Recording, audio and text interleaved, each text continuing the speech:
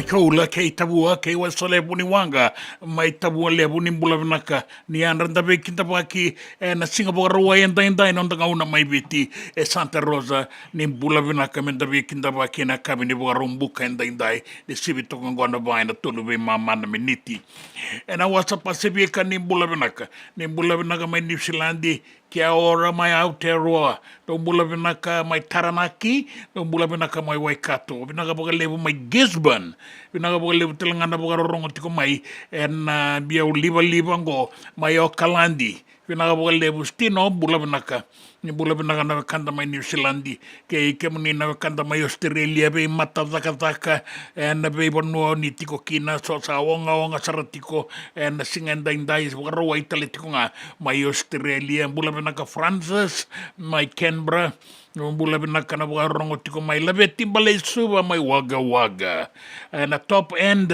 mai Darwin bulavinaka ni bulavinaka Kaitani matagali ni bulavinaka roto na boka rongo tiko mai Melbourne da boka yan ratale tiko ngani be offer na boka lebu kemuni na boka lebu lagu saratiko ani ngori mai Makbul mai Nandera na boka lebu na sema tiko mai na lebu indai mai Queensland Sunshine Coast bulavinaka Mrs. Lizzie Domro ke muni na kanta na boka rongo tiko mai Okalandi mai New Zealand lago telemengo na nomuni boka bula muni sanga ikinta baki vinaka boka lebu ni ratabola totoka tunan rakia na korotura ngai suba vinaka boka lebu na PWD Walubay kamu baka ni kuai ia vinaka lebu na mdusilini levu na sente pina ka levu roni ratabola pina ka levu na sema tiko mai da bikin taba kitalenga ena bukumuni kaina ki to toka tunan raki ena koroturanga e suba pina ka levu te vita tambakau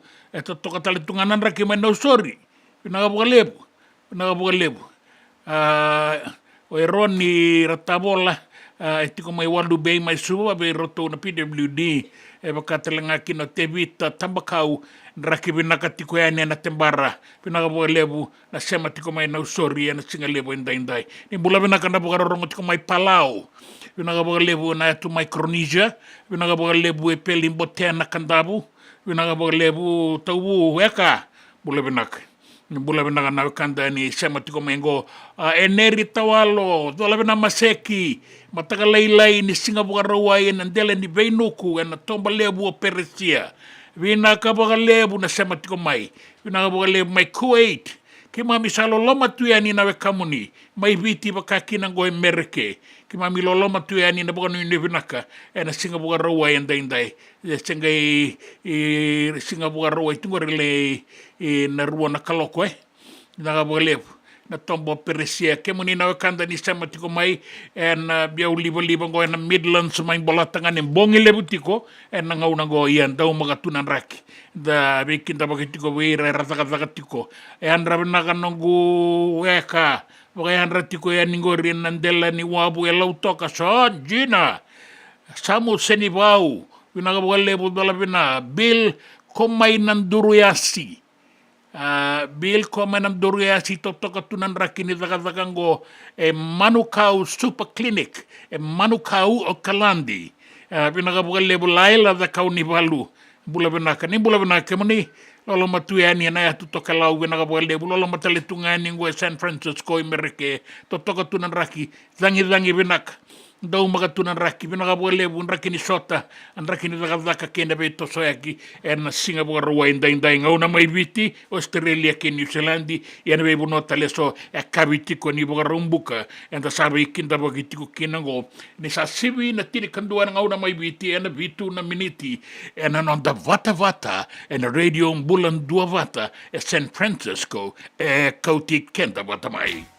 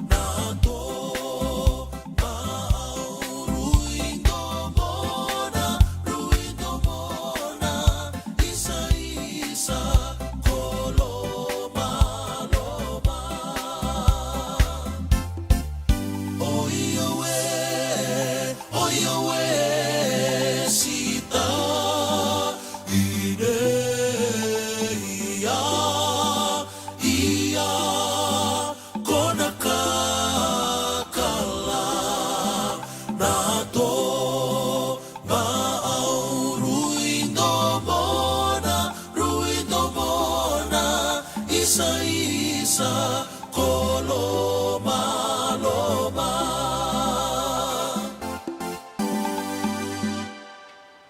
Ni bula benaka tangi lala, ni bula benaka na buka rongo tuka na loma ni tomba ke mendoron tau pingarabi ane pale ni bula mai loma-loma. Paka yan ratiko yan, ni tabi bukan bula taki, tabi kinda baki tiko, ena nonta ngauna, ena nonta vata-vata, ena singa lebu endai-endai.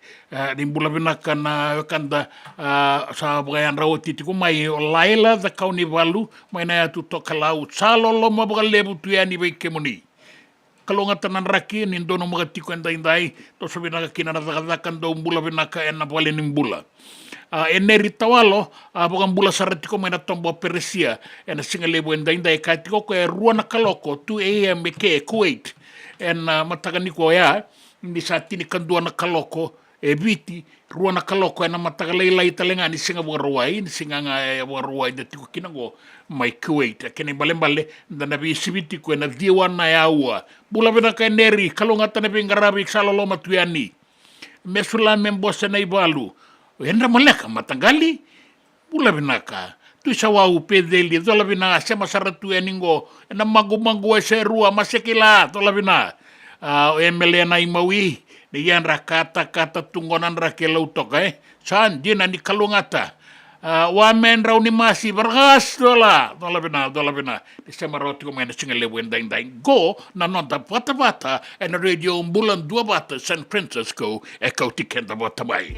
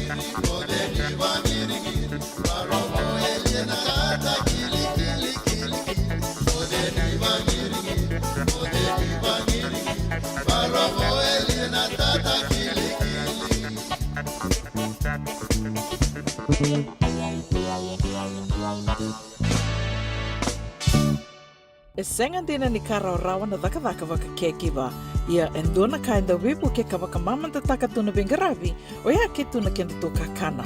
Leika na dalo na bisikete na reo bata na sunbells e tinimbulu makau. We kenda tō na senga tiko ni driver, se senga ni waka motoka kandau dren na tō beto seaki, erto sa tō wakarau na Divine Pacific Food Mart mai Sacramento, merto talaveani na nong ni voli.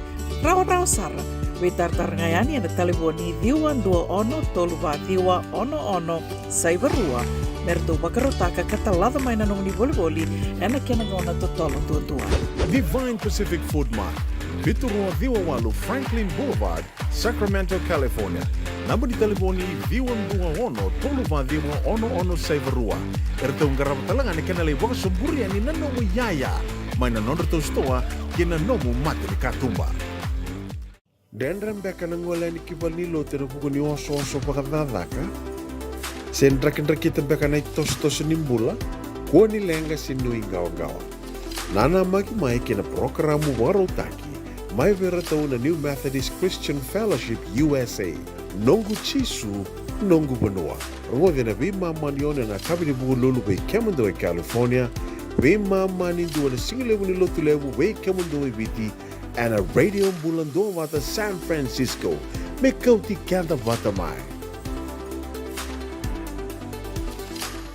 JJ's Food Shack. E tiku kete kina na kakana boka biti me pakana kokonda. Lobo benga ni ngai kani doitu na bundi nan dalo se tabioka. Na kakana boka malangi me pakana steak baka loka kena coleslaw.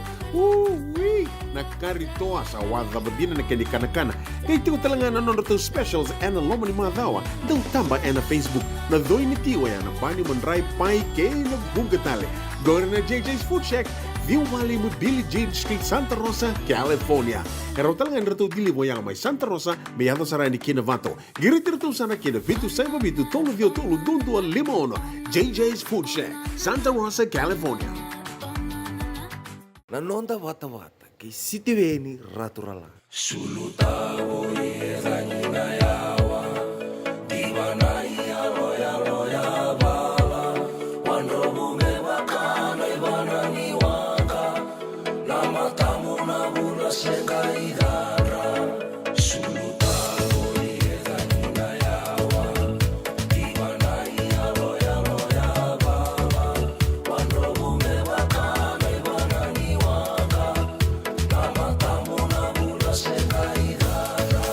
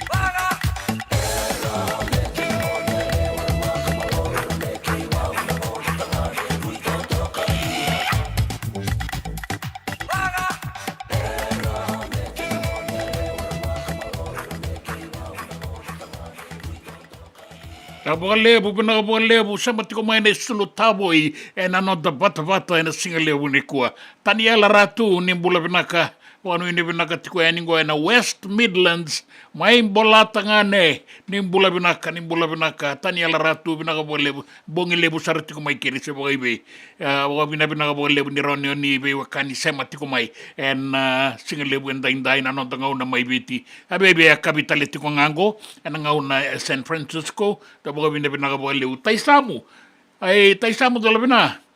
Toto katunan rakian ng Bow Pine Station. Nerong binamay na lemo bingwarabi. Pinapakalepon doon na sa manomay na singa lebo ni kuwa. Serambale nung bula binakasaka sa matokoyaningo enanay mo Vancouver Island, British Columbia. Pinakapakalebo ngo may Canada. Pinakapakalebo na siya malo.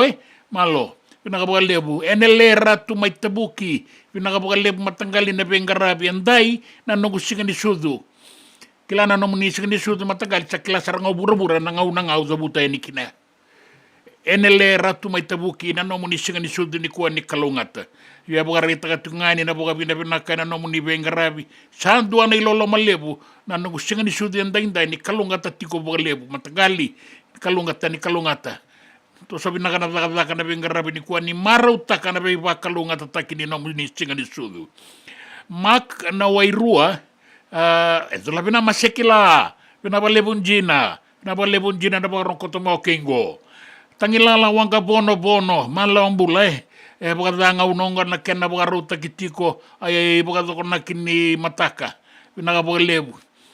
Salamuriet ko may na rorongon ni bengarabi. Pinakapagalebo ni bakar maraw tagi ko ni sambo matandenden da to mantang nga pagalaylay sa talabo nanon da bata singal lebo ni kuwa radio bulan dua bata San Francisco ni kautikan da bata mai.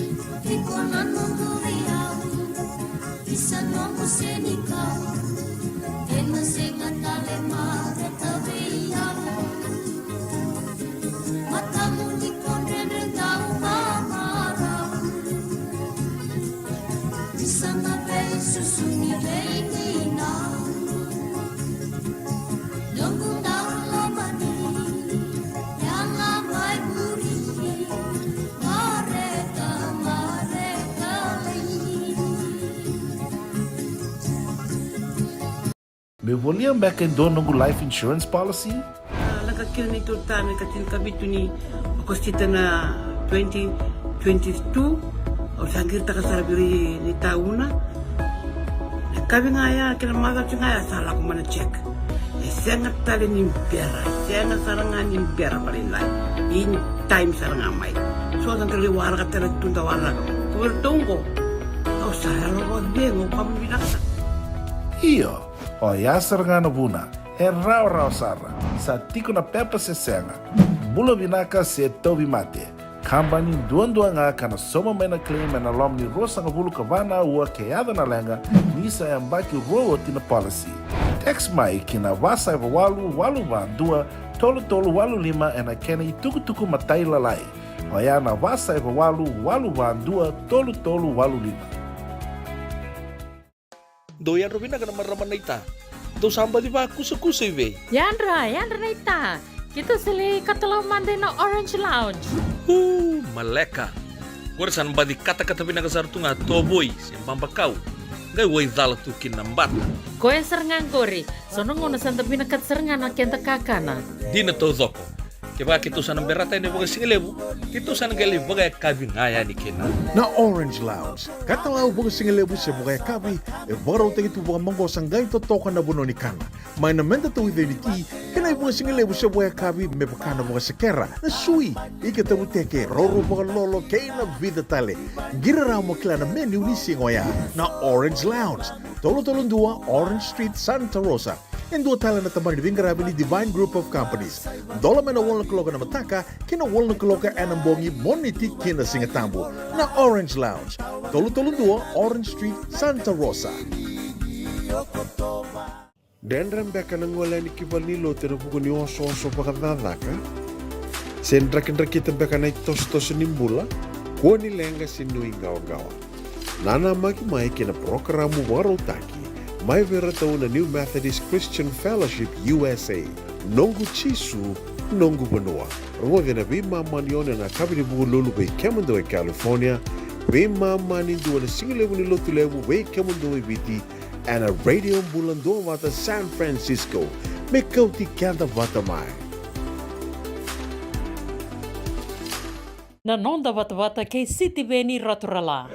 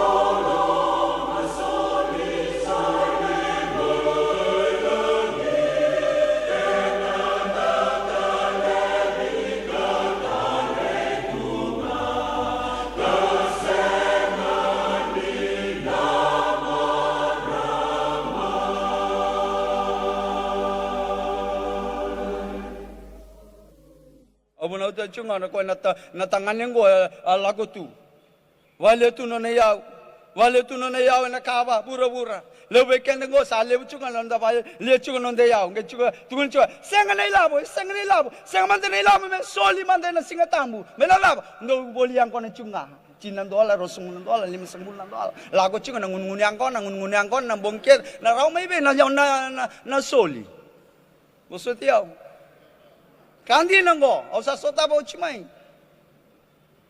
ha ranga na ilabo may na bolianggo na ayo na ilabo may soli ki wana kalo sa sinraw chiko na tithe na offering and tuguna chiko dua na katini sinraw chiko boso tiao ngor nondo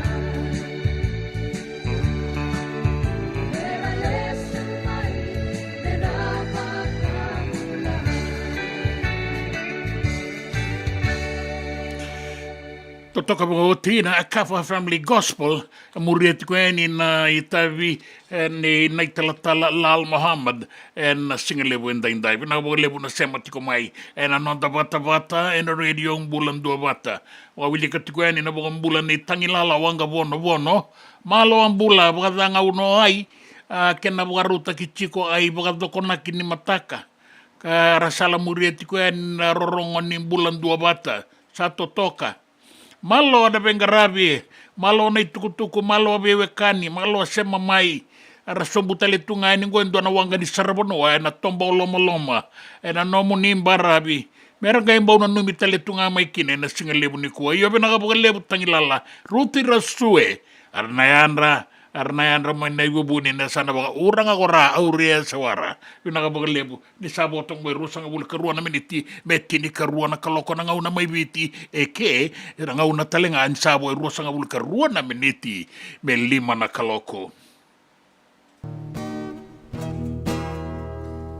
Isa lain berapa memang bosotin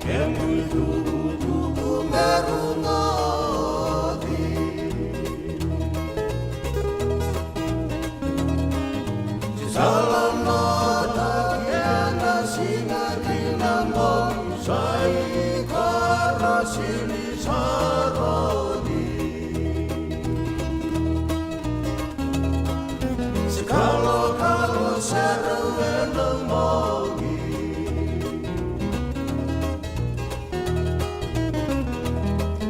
Nikorai mai sama dan diba Tamu dinai balasinga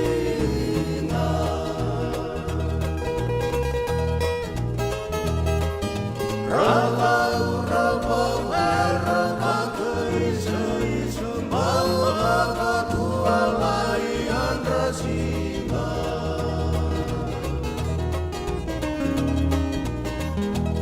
Dan Maria matimu etalima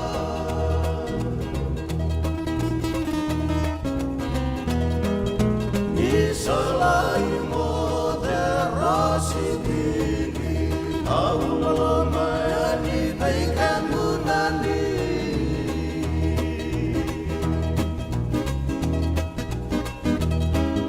Kuani koreke sealami Onlai sama luni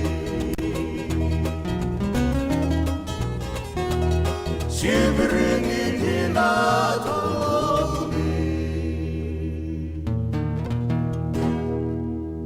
Ena muna ngau na nalevo ni nondo soso enda sa senga sarangan nikla na tabu menta baka talau taka buka singi lewu taka siapa kaya kapitak neka kuni lo malenga sa tipin dono menua erau ni buka tingu ikimuni wayana JJ's Food Shack Santa Rosa, California na vei matanggali kaka na tipgina mebaka na karitua waraisi na lobo palusami na buwaka na kaiwa soso na dalo na toa na kokonda bayangani ka ng gamure na kaka na buwa malangin mebaka na steak gay baka loka tabioka ka na kauslo surua tatni gelago pata na kena pai ng bani kay na manray oya na JJ's Food Shack Santa Rosa, California. Era sarangan no direct message virtu giring akin na bitu sa bitu tolo dio tolo doon limono se o nga wala sarangan ito mito may nanomota na dio volume Billy Street oya e Santa Rosa, California. Era talangan ni rito dilibot ka ni kemo katalo wasing lebo sa mga kabi ya may Santa Rosa, Kinavato.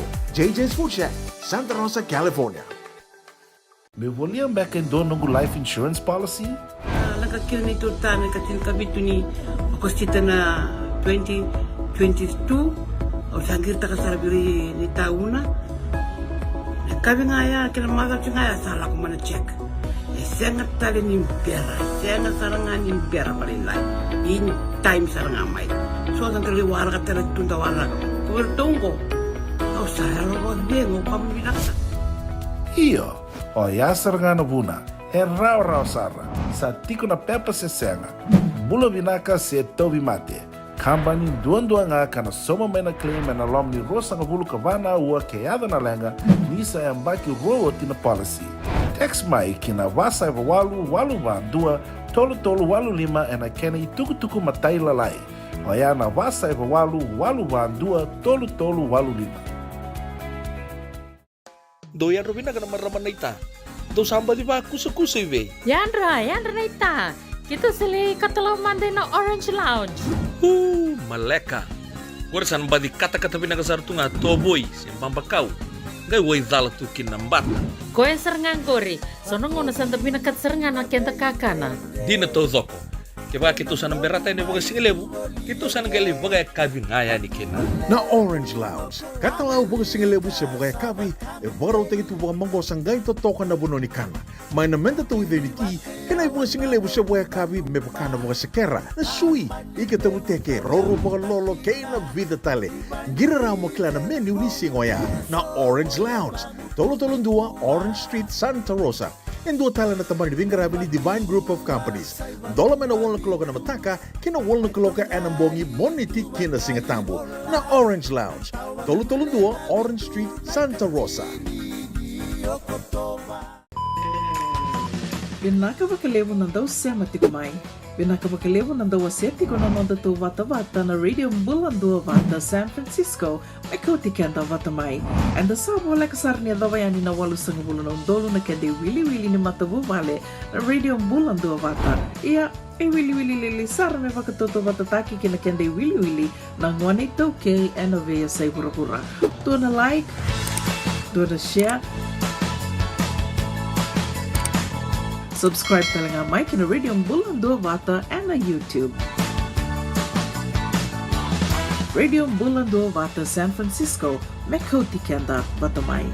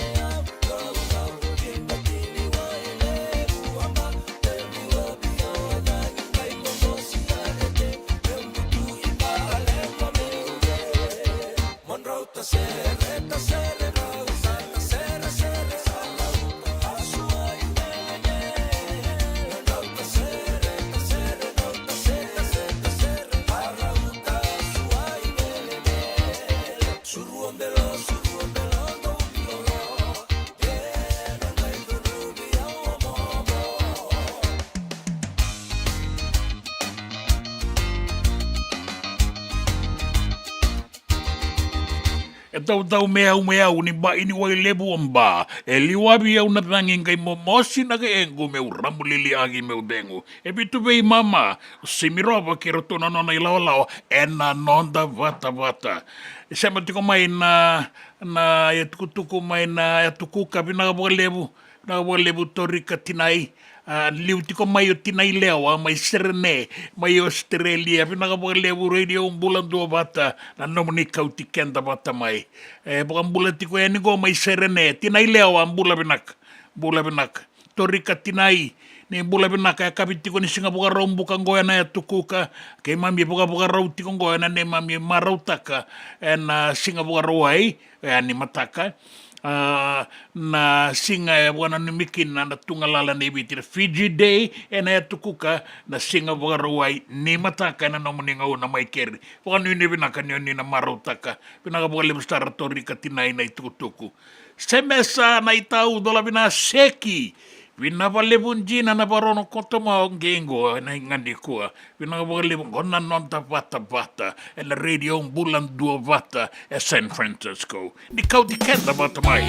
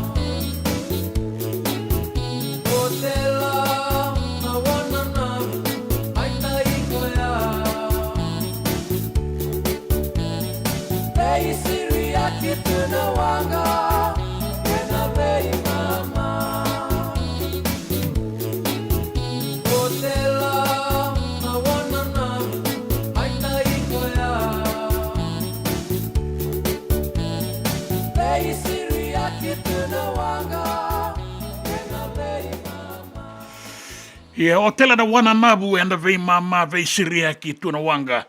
E na lo mani tomba mai viti lebu be kauta sarati ko yani ki na tomba lebu ni boka bondo suka.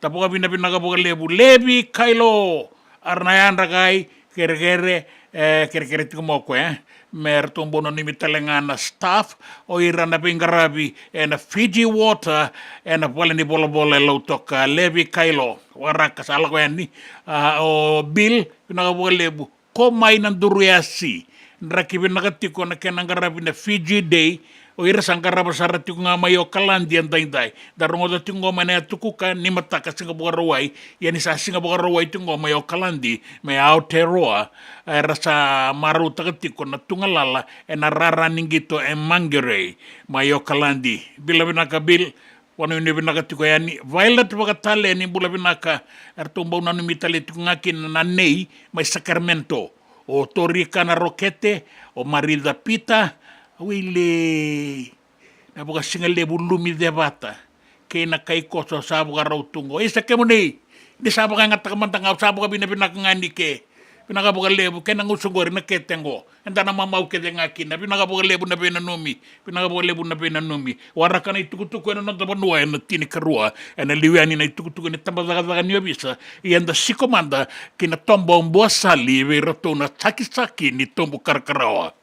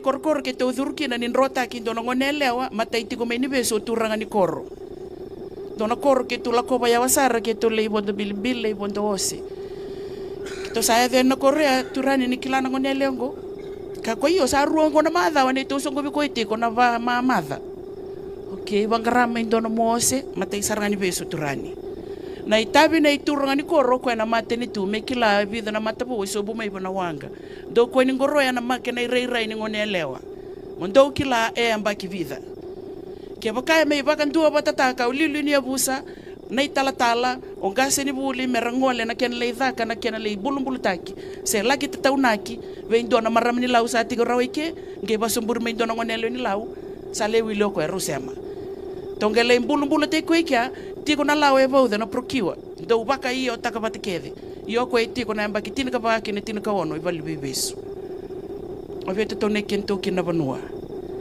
ke kau me ke ndona tamata vondo taronga mande ko tu me mate mna sa ambuta ko tu mai do kai tu berna lu bende no be koribuli lu be vambi berna do robo na tumbu tingoni bukete ndole na lewa na yeu ni vanua every girl is a heartbeat of her dad ke on buta ko mai na numati ko iko na sindo na blessing ni nona vanua na muriko pale to sa ambuta ko di mai ndi nongale mbulumbulu ya sa tawoti matanga me na ke mubosa O kenda tau ngā tau basura ki kenda tau tiko bati kento.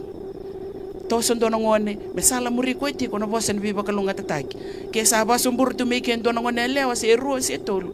Tarungi ko aratu kou mei bei. Na ngone ni sudu dona ngone, sudu na loma ni bubale. Tiko na matagali, tiko na koro, tiko na yabusa, tiko na yasana. E sindraw ninda kaya, akaw tu nga may toli sala waray.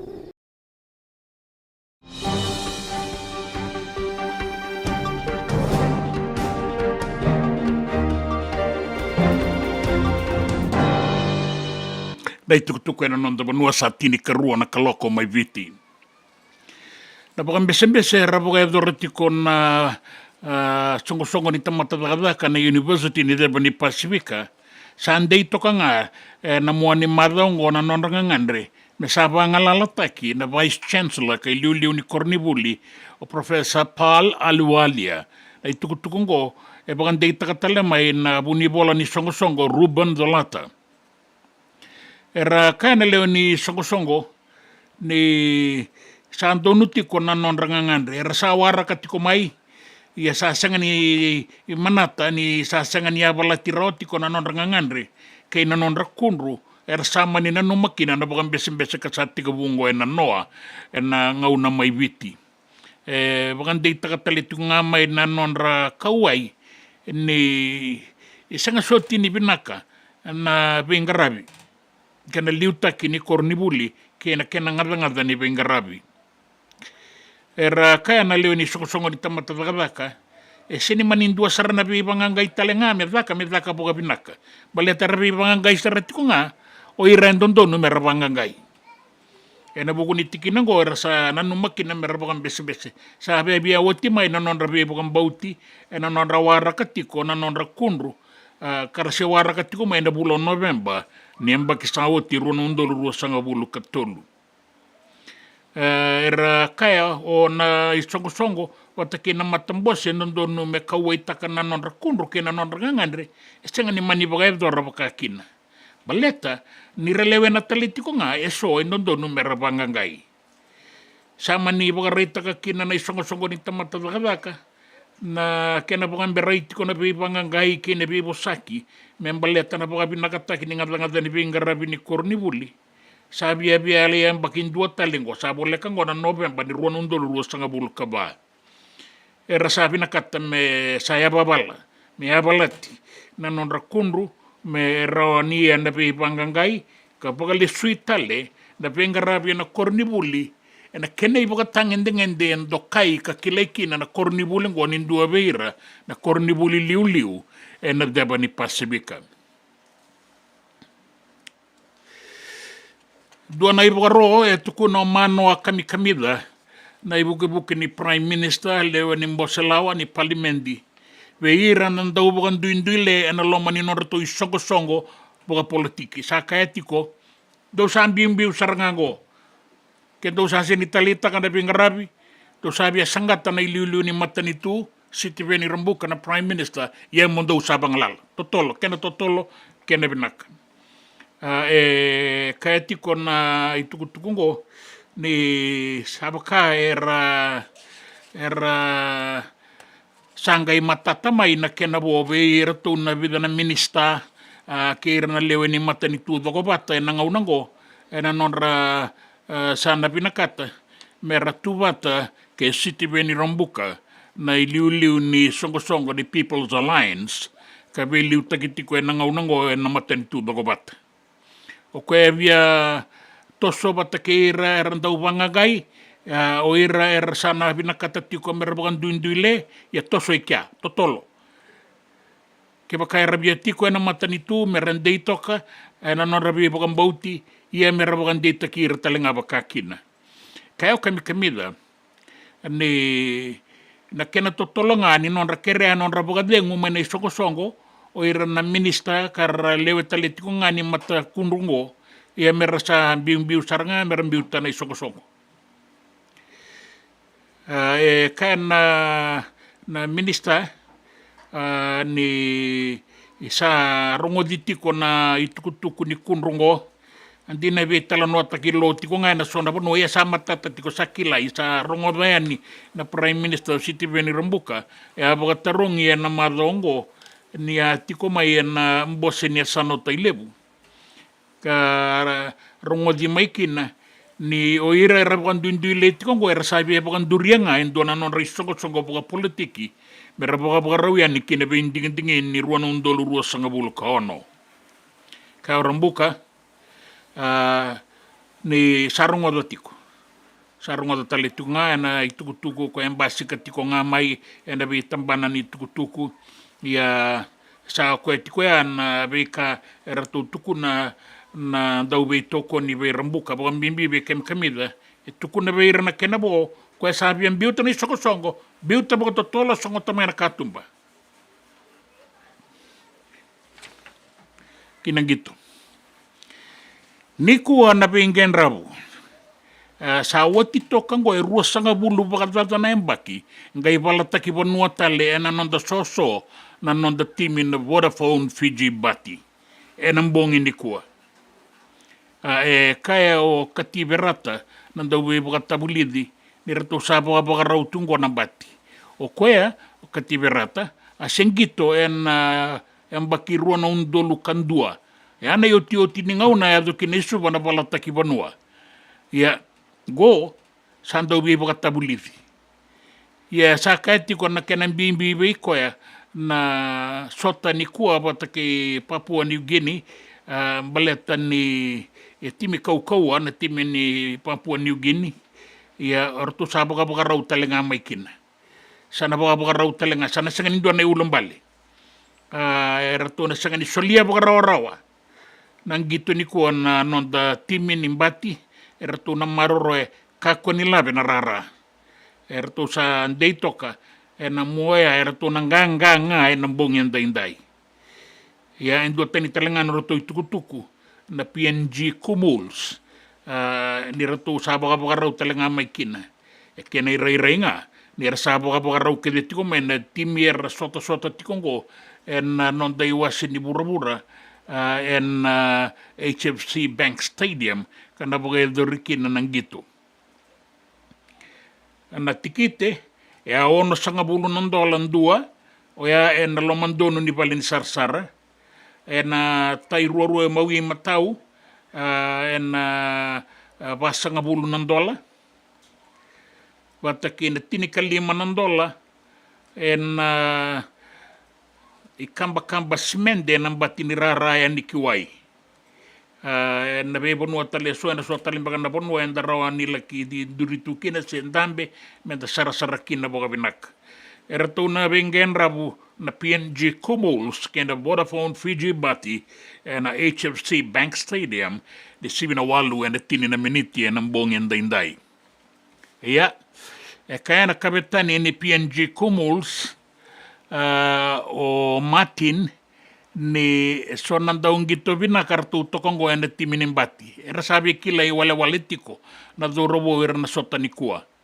Ya tabutira to ile vida. Kaya Oris Martin na kapitani ni Papua New Guinea ni na timi bina ka na timingo ni bati. Era to tiko kina na kenandau.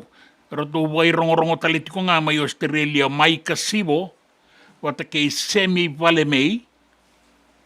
Dabuti taletiko ngaki na tumarela ni timi ni Bulldogs mo Australia ang yadoma na lomani madongo William Mekikau erto kilai binakatiko mo Australia na ibakatangin dengan de binaka ni non ratungito kay na mangosa ni non ratu buka tulewa rara yo kaya ni isana rawan indua na matata en bongin ni kuwa en ngau na raw sota kina erto sabi kilaitiko ia na doa ni na lomani rara new nga kay manray en Pacific Rugby League Bowl Championship en bongin ni kuwa en HFC Bank Stadium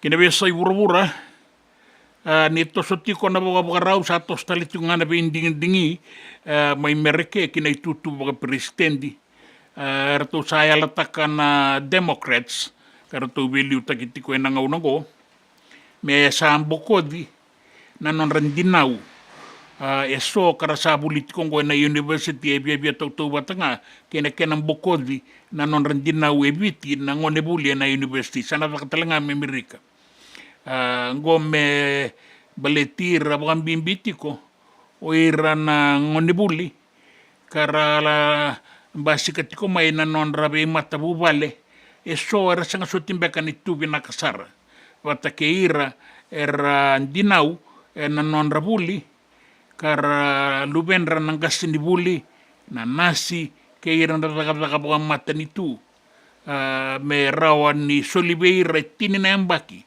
ni sau milesu ya na sala ni beibu kengo baka ya do mai wa sauri yang baletanga ni sabe katiko na binding ya rasa ya bala talitiko ngana na kenandau na be kabalawa mendike bi sombu manda na be kain baleta nan dinau ertiko ngo sato sutiko na binding mai merke mai men North Carolina ka rasawa no bataletico nga na boilesilesi na me sabasaba gitu ka boy dori boga binaka na binding boga bimbi enda be ponua kanga rabu alenga kina go ruana tangi lampa pe tarabi ena bulango Hurricane Helene wata ken Hurricane Milton boga bimbi ena be ponua so bole kati Florida ia sai kweta langangor na be ka era na numatiko so ni na rawa ni beibuke ke baka azo boga totolotiko na boga doko se kambu ada rasa ratunga so na ponongo na boga dani ka sembernia do tiko kina boga binaka na boga doko ya na numi ni rawa ni rana boga lele di mai boga totolo o irna do binding takimata kina ponua me azo kina na binding dingi me rawa ni raboga yang taka kina na norondondonu kina raki na taun biti ko na uda en daindai mai biti wakam bimbi en depa ni be an mianu lebu mai biti lebu barabi ke nanronga na bua suba ke na usori mai kandabu o batulele o mbenga batake en nuda mai moala ke ina depa ni atulau me ado sareani ki ono ilau na e bogaro ni dangi kau e kotongo na numini na laki adoba saratiko eni na basta nga bulu kalima na nota na kau ani rangi ena lioti ko na nota be barabi en deba ke bitilebu ke na be anu ani kina deba ni nonda bonua ka na numiti ko kina ni na rawa ni ia balata e so na bonua bon bimbi na barabi ke bitilebu kina deba metego bu mena tandola merdo mai ki kwatu karasa ke na barabi ke na ronga kina deba o kandabu ke na anu lalai bole kata o moala ke na deba ni atulau tuba kinin raki na uanin raki sua e se koto ngango e rombota pina katongo na nonda panua ka na tautiko kina nauda e dina ngani sato sotiko e ni boka malua na utonin raki sua ngo waka kina toka lau kina dambe ni singa ka nuita kini na waka tiko kina na kabi andai kina singa ni mataka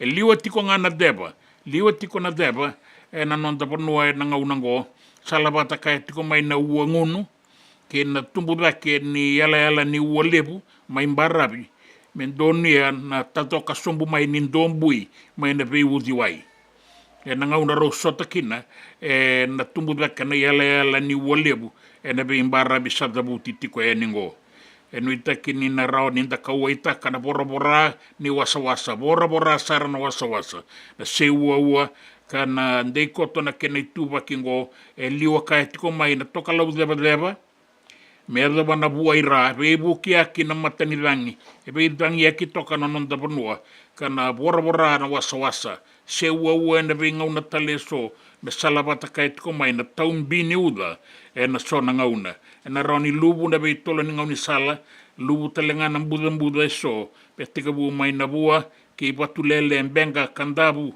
wata ke na be anu bole kata o moala na deba ni atulau me ado sara ki ono i lau e na dei koto nei tuwa kinin raki andaindai me adoba na singa ni mataka Kamanina turanga kene marama ngore nan raki, endai kena singa ni mataka na itukutuku mena vea sai wura nang gito, kei na itukutuku ena nonda wanoa. Na nonda vata kei City Veni Raturala.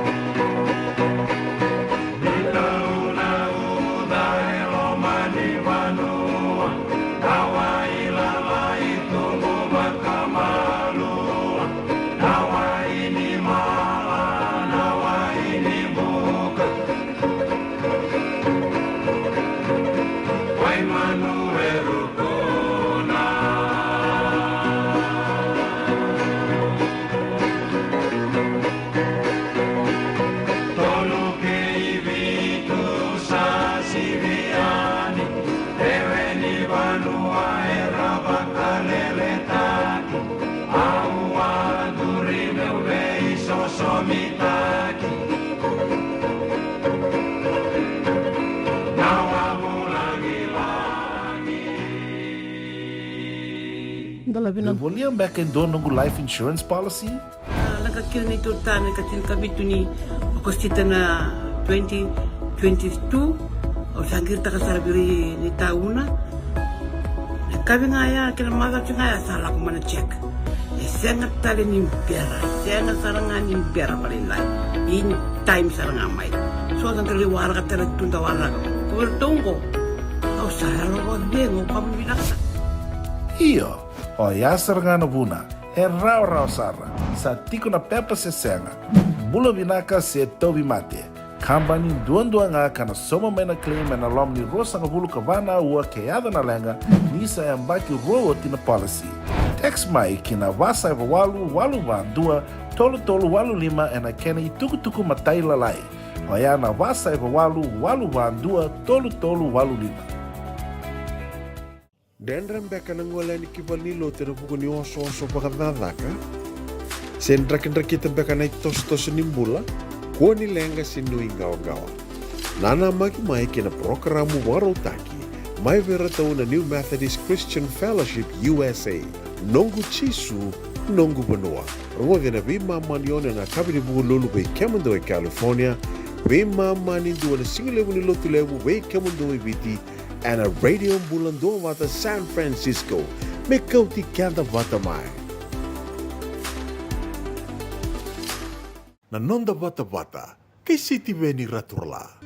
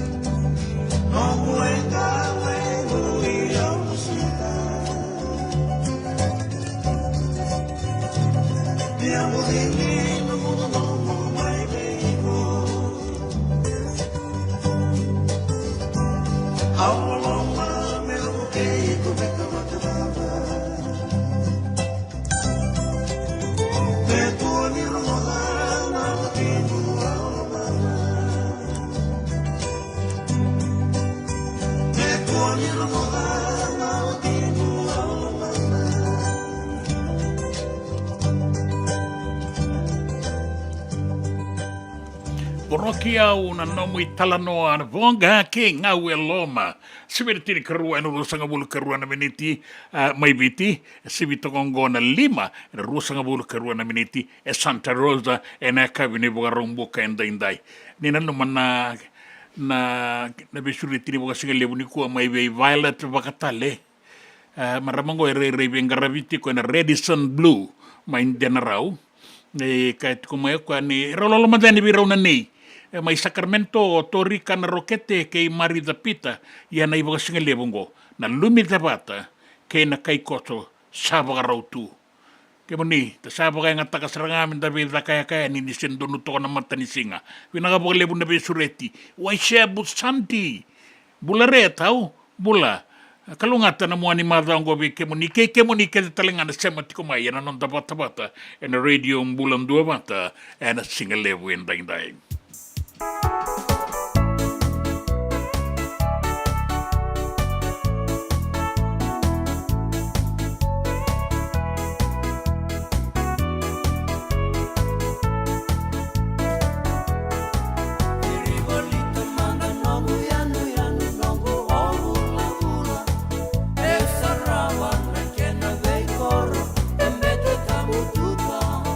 Vai tambu e na mama toka lau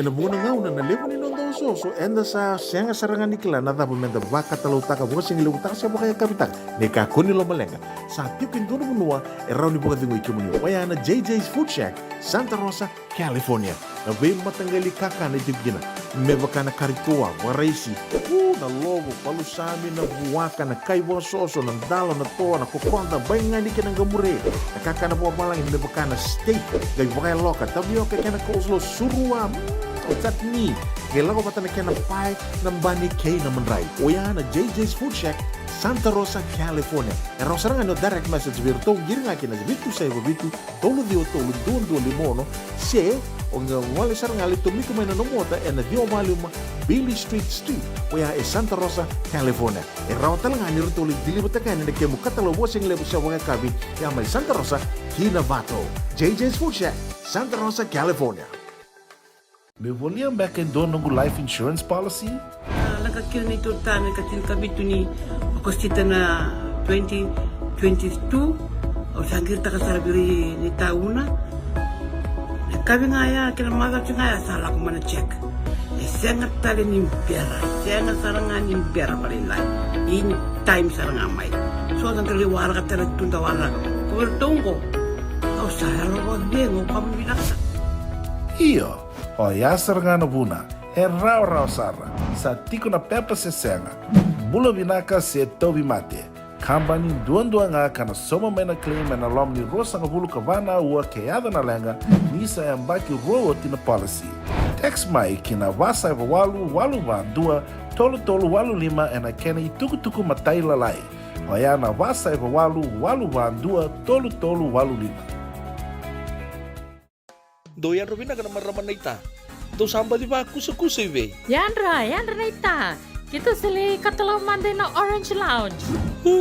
Maleka. Kuarasan ba di kata-kata pinakasar tu nga toboy siyang pambakaw. Ngay way dala tu kinambat. Koe serengan kori. Sonong una santa pinakat serengan na kenta kakana. Di na to zoko. Kaya kita sana berata ini bagai singelebu, kita sana gali bagai kabi ngaya ni kena. Na Orange Lounge, katalaw bagai singelebu siya bagai kabi, e baraw tayo ito bagai manggo sanggay totokan na buno ni kana. May namenda to identity, kanay bagai singelebu siya bagai kabi, may bakana bagai sekera, na sui, ikatabu teke, roro bagai lolo, kay na vida tale. Giraraw mo kila na menu ni singoya, na Orange Lounge, tolo-tolong dua, Orange Street, Santa Rosa. En dua tala na tamang nibingarabi ni Divine Group of Companies.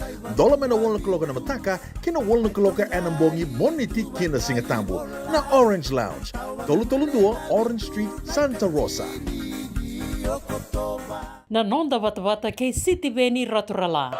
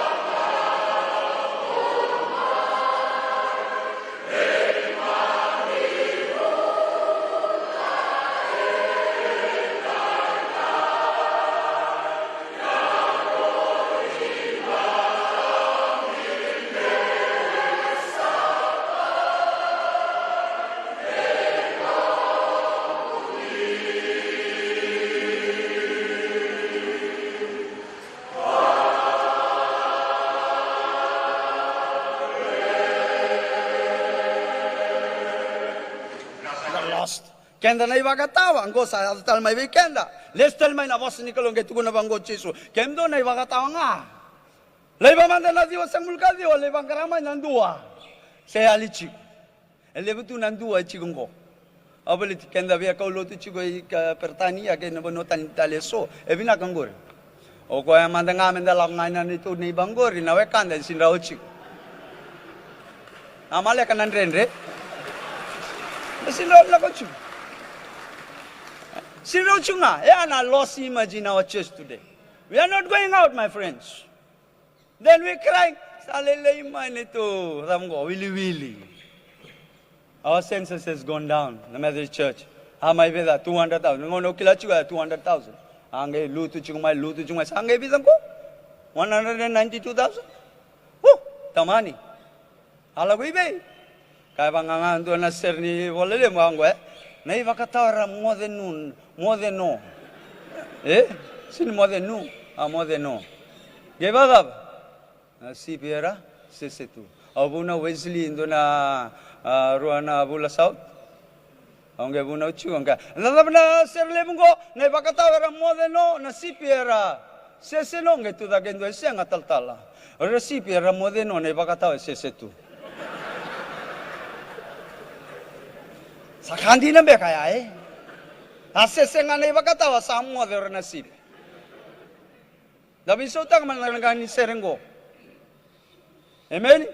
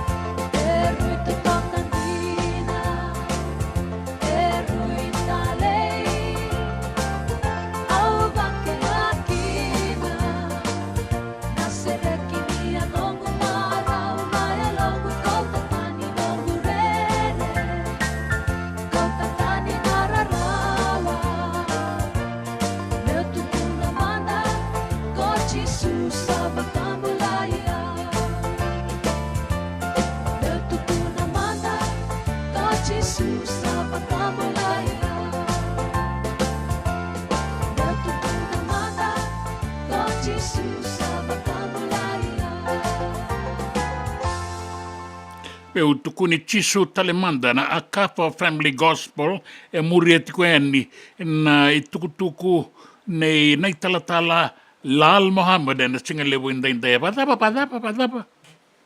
Sanga era sipitu, era modeno, sanga boibe, sanga misabi sa unang kaganisere. Ira na sipi, era mode na ibukatawa e sesetu. Abula banaka books ramukawanga. Pula banaka, o tamai nanda bola butia vinaka bola lebu kai ngai na numitiko na bu vale ne tamai nanda lokia rewa ni take rongo vinaka tiko ya ni na nonta bata na buda na tembara books rambu kawanga vinaka bola lebu o tamai veto o lenga batu mbulare o ya ungango i roi sabu tamai veto o tina beto ke beto junior boka no benaka na moani madongo tamai beto lenga batu boka no benaka tiko yani be kemuni no itaki lambu tiko yani en loma ni tomba mai sabu na bonga ni non da pe boka maruta kina singa lebo endai da uma katiko nan rakin dan ngai tau bega no na kabi yanda maruta ka mandangan nan rakin da maruta ka non da sota keina non da bata and radio mbulan dua bata San Francisco ni kauti kenda bata mai Wainda na korondo mo itiko kina non da seni ro siramulili e la vemo ngi au diva meurika bolilala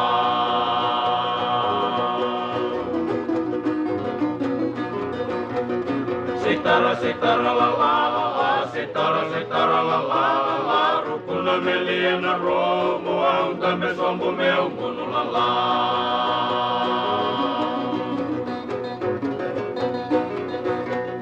Talivi meu vei mau, na e longo samara, umanikani la saveia, o que na lani o tau mau la.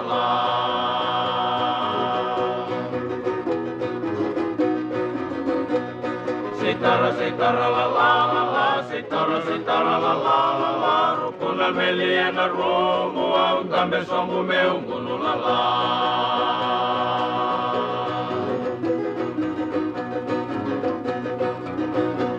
Olingoli ena matile, ulai tini na uale, ulai sangai na kurule, ulai sobai na disile ulala.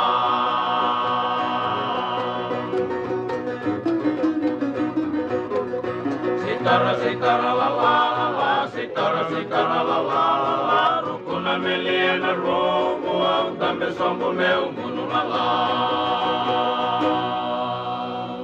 E senga dina ni kara rawa na daka waka kekiwa. Ia endona ka enda wipu ke ka waka mamanta taka tuna bengaravi, o ia ke tuna kenda tō kakana. Na ika, na dalo, na bisikete, na reo bata, na sunbells e tinimbulu makau. O kenda tō na senga tiko ni driver, se senga ni waka motoka, ka tau dren na tō beto seaki, erto sa tu waka rau na Divine Pacific Food Mart, mai Sacramento, merto talaveani na nong ni boli. Rawa sara. We tartarangayani na telefoni diwa 21 saibarua merto bakarotaka katalada mai na nong ni boli ena kena ngona totolo tua. Divine Pacific Food Mart, Viturua Diwawalu Franklin Boulevard, Sacramento, California. Namba di telefoni diwan 21 saibarua. Erto ngarabatalanga ni kena le waka sumburi ani nanomu yaya. Mai na nonreto stoa kena nomu mate ni katumba. Dan rembeka na ngola ni kibalilo tena puko ni oso pakadadaka. Sen kita beka na itos nimbula, ko ni lenga sinui gawa. Nana mai kina programu warotaki, mai vera tau na New Methodist Christian Fellowship USA, nongu chisu, nongu banua.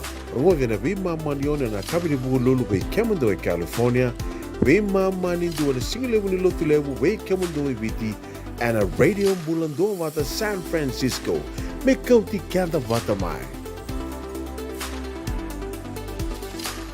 E na muna ngau na lewa ni nondo soso, enda sa senga sarangan ikila na dapat menda vaka talau taka buka singi lewu taka siapa kaya kapitang, ne kakuni lo malenga. Sa tiukin dono menua, e rau ni buka tingu ikimuni, waya na JJ's Food Shack, Santa Rosa, California.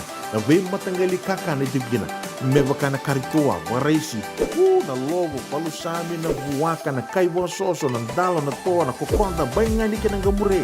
Na kaka na buwa malang, me baka na steak, gai wakay loka, tabi oka kena coleslaw, surua, o chutney.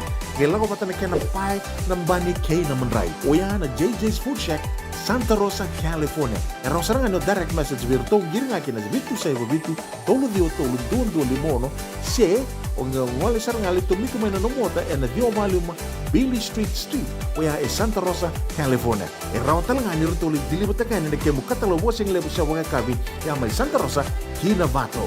JJ's Food Shack, Santa Rosa, California. Binakabakalevo ng daw siya matikumay. Binakabakalevo ng daw aseti ko na nanda to vata-vata na Radio Mbulando Vata San Francisco may kautikan daw vatamay. And the sabo wala kasar niya daw yan inawalu sa ngabulo ng dolo na kende wili-wili ni matabu vale na Radio Mbulando Vata. Iya, ay wili-wili sar may pagkatuto vatataki kina kende wili-wili ng 182K NOV sa Ibura-Bura. Doon na like, doon na share, subscribe talaga Mike na Radio Mbulando Vata and na YouTube. Radio Mbulando Vata San Francisco, Mekoti Kenda Batamay.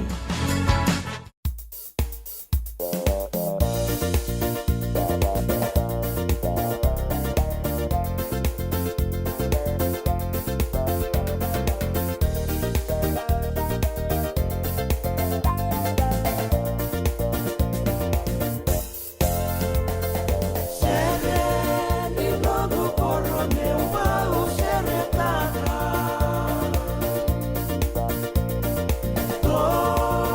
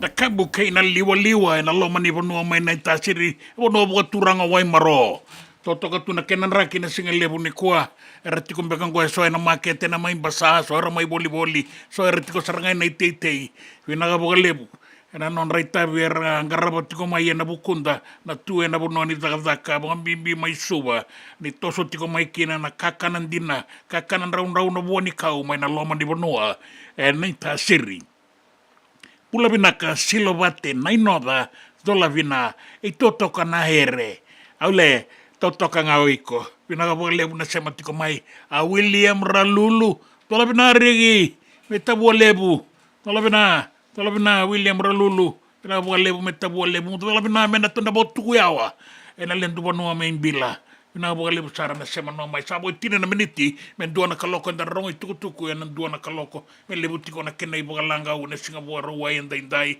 mai viti dola bina silobate ko kwekwe na lemi bota na singa lebu nikua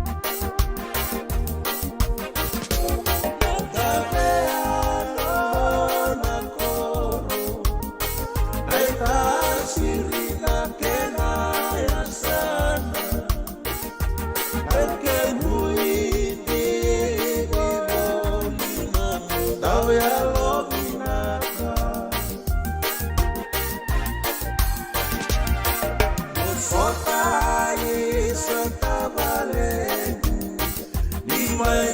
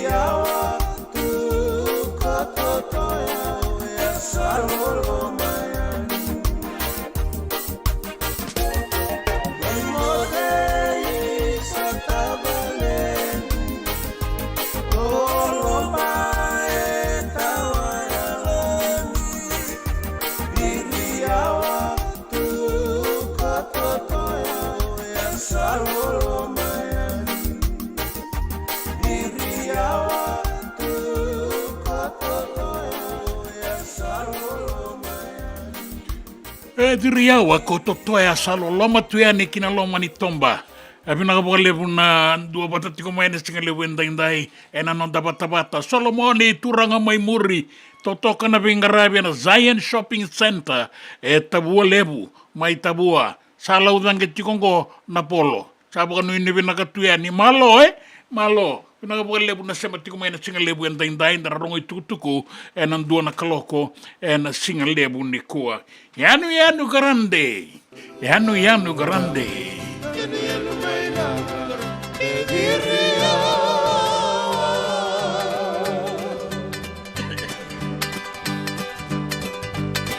Ayaw na senyorita, kailang una mere siya.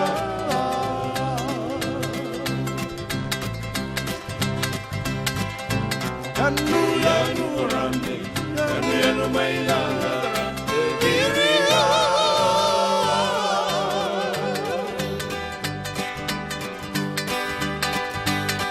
Ayaw na senyorita, kailang una mere siya.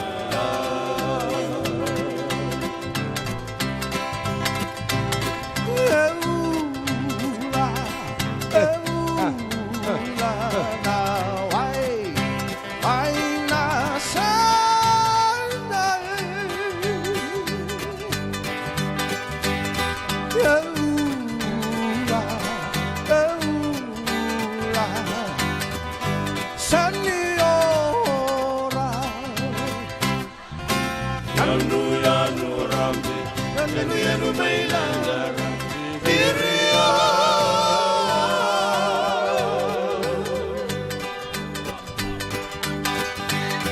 Ayaw na senyorita, melango na mere siya. Mayana na wigrandi, mayana na vicia.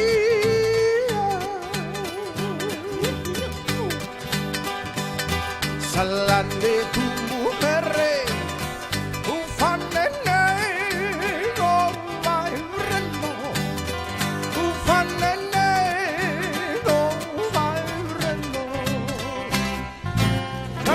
Yanu rambi, yanu may langara diriya.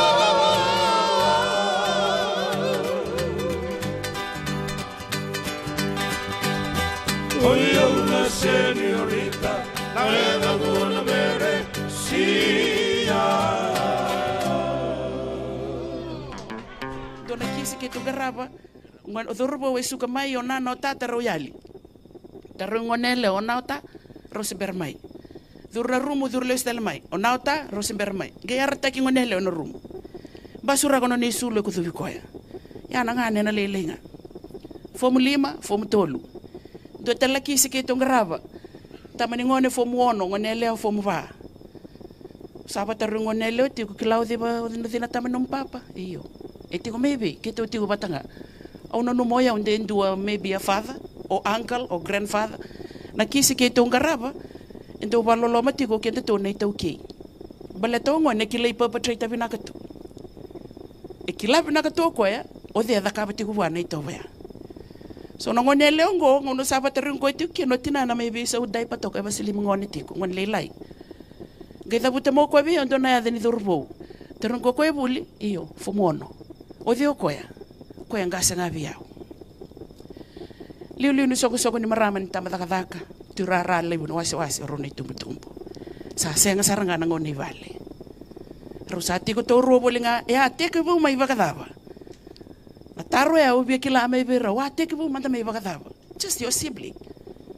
Ya teke bu nga mai na yalo rusaraba bata. Boli kende ti ko yan rabo na kaya sarabo ngoni.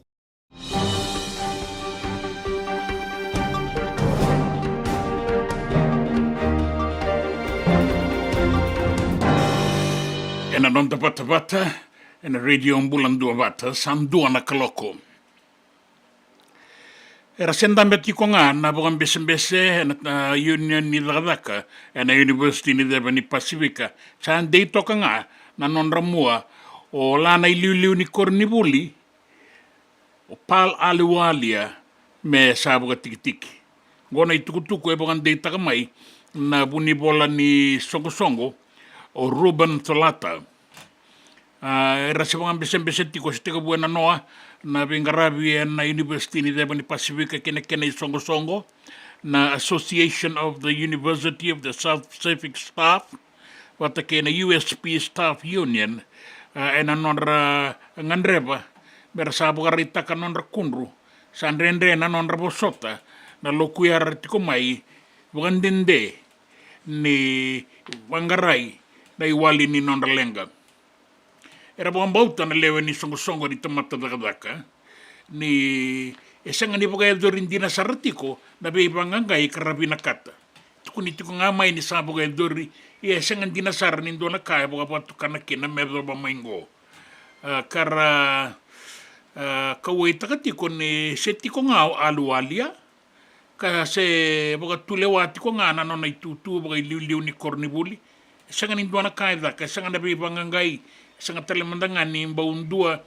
na iwali boga sangarai gomete ke busara mai na bulan November enem baki saoti sa November tale enda saba bada tiko eningo kaya na isongo-songo ni tamata dakadaka ni na matambos kan dondon me baka sangra na iwali ni lenga ni university baka iwele takatalitiko na non rakawai na tamata dakadaka sa oti bida na madongo na non rawawa toka era kaya talenga na leo ni songo-songo ni tamata dakadaka ni na lokuyar tikongo na senga ni bosotarawa bisa baka totolo taki me bangangai ka pangarai na kena iwali ni lenga ni beliuta kena University ni Deba ni Pasifika bisa baka sangarai sarangango na lenga itiko era baka raitaka ni orto saranga merto banganga na lenga erto beliuta kitiko karto lewatiko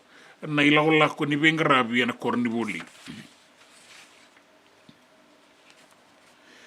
Asolia na non na ibugaro na ibuke ni Prime Minister membaleta na non rato isongo-songo buka politiki na palimendi kakaya ni sambiumbiu sarangago. O irake de ka labutitiko maingo na edandra kasakilaitiko na loma ni songo-songo buka politiki ni People's Alliance ni rasangatiko mera sangata na biliutaki na Prime Minister Siti Beni Rambuka. Sa kaya kino kami-kamida, do biya tiko, do tiko do bukan deta, kapag kaya mato sabang alalan, do bukan tiki-tiki sarangango. Kana ibuke-buke ni Prime Minister, ni ngauna era sa biuta kina na isongo-songo kaya kaya sabi ang biuta, kuat tala na lokuyara, kuat tala na bosa mini-mini, mera sambi uta nga mera tukuna nga boga binaka era sambi uta na isongo-songo salako era binaka tango mera boga duria talen dua na non isongo-songo boga politiki mena nga ibala ena beinding-dingin ni ruwa na undolu ruwa sanga bulu kaono eta ronge na Prime Minister sa sakilati ko na bitala nongo kaya Rambuka iyo sarunga datiko sona ababala ke na itukutuku embasi katiko mai nangauna tiko kina matambose ni sana o tailebu kena singabu kelulu madongo ia kaya tiko kam-kamida ni biu-biu sarangango kota ni lokuyar biu-biu mo ni sato songayan ni bangalalayan meka kuota len ni rangai tiko mai dera na bagalenga na bebosaki kay na itubo-tubo eso ni Bingarabi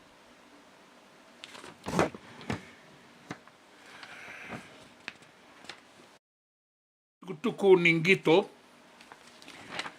enambong ni kuwa na binggan rabu sa wawatu na Pasifika kay na kenabi atuyan ni rasati kong na kenatimi Tonga, Samoa, Papua New Guinea, wata kay Viti orto mandangaya erto sa wawati kong sa ngay tiko manatimi ni Australia orto na kangaroos wata kay New Zealandi iya enangaw na mandangango era sawawati ko nanon da dorabo me rasari kaya ni rara kayo katibirata nando bibo katabulidi ni sa awatinggo ruasang bulu bakata na embaki erto sangay may balata katali nanon da soso da Vodafone Fiji Bati betega busara may naruwa na undolo kandua na yoti-yoti ningaw na erto sa balata kibonua kineke O roto na nonda tau robongo, o roto Sunia Turwa, Mike Sivo, Michael Jennings, Wanga Blake, Semi Valemei, Kevin Nangama, Kurt Donahoe, o Tui Kamikamida na Kavetani, o Penioni Tangi Tui Mua, o Ben na Kumbuai, William e ki kau, Kitione Kautonga, Caleb na Vale, bata kei I Lobondua. E ratou vei toko ni tale tiko ngā maingo o Milner, bata kei I ratou na daurabou, e ratou na wawabi sosomita ki tiko e ni rara, e na bongi ni kua. Nathan Craig, o Miller, Jordan Miller, bata kei I Valevatu, James Valevatu, Kulan Mafoa. Ratou sabagarau ke tingonan da daurabou. Kai au kati verata, e sangani raurau na walata ki vanua. Ratou na sanga talangani soli e rauraua. Nang gitongo ki nandua taleneti mi ni ratou sama I toka saranga me ratou walataka na nonda soso e na nonda ndela niabu.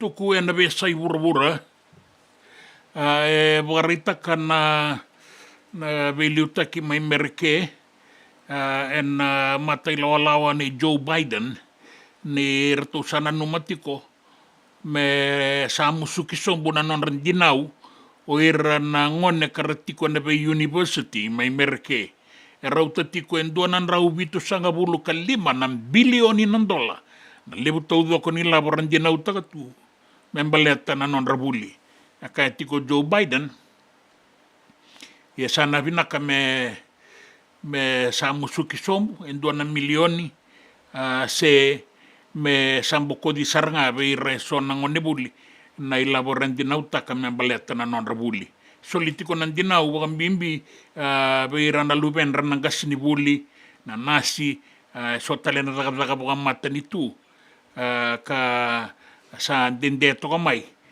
na non rabengarabi kwe kedengo na ngada ni bengarabi ke na daga no mengarabana mata ni tu ni Joe Biden di santo ni tikungo na dingin lebu mai merke mena madala ne kalima ni singa ni bulo November na itutu baka presidenti sen na matani dangidaba e sana ngoleba o ira nanda ubinding taki mata e rasa tikabu sulietiko e ningona non randingin bukan bimbi en na sona e sana ka bukan bauti ne bingati taki saranga kina ba kaua na dingin e na isong-song e rua na Republican wata kira to na Democrats. Baka wasibi e na be banua ka lamba kina na dangi be tarabi e na bulango Hurricane Helene wata kina Hurricane Milton baka mimbi e na lomani tomba mai Florida me sangai mer tako so mai baka rora na lewe ni banua sama kia ni baka totolo na ngauni sala ni be tartara mera ni baka rora taka na non rabe ito sa ki kina be dingin na itukutuku ni raki solitiko na ibuka ron ni taumbi ni uba na non tapanua mai viti bukan bimbi kina deba kei viti lebu barabi kei nanronga ka tikabu mai nabua na kena bia tuan sombian ni kina deba mai kandabu baka kina na ena deba ni atulau kei moala meado saraki ono ilau solitiko na ibuka ron ni dangi kaua kasendei kotonga e nangaunango mai watulele benga kandabu kei na vea anu vole kata en totoda ke na yala ni wolebu mai barabi beleta ni tadoka mai nan dombui e na loma ni vanua men donuia na wolebu mai barabi na tandola mai watu karasa na barabi kei nan ronga tabuti tiko e ni au kandabu kei na vei vanua vole kata ya duki moala ki ono ilau en ndei kotoki na uanin raki suasua kaya balata tiko nan raki na non tabanua uku na kena loa tau na uda Ambula saratiko na toka lau deba la kiado kina deba ira ini non da anu na mbula ni langi kotongo na la kiado basar na pasanga bulu kalima na nota na sona ngauna da taumbi na uda se wana wasa ka bora kana de koto na ituba kinin rakiongo medoba na singa ni mataka go na itukutuku nin raki na non da banua bakakina na kenabia tu yani ofa yaksha malelei ko ngatsporat ko na itukutuku mena be sai wurwura na itukutuku ningito ke na itukutuku na non da banua Na nonda vata ke City Veni Raturala.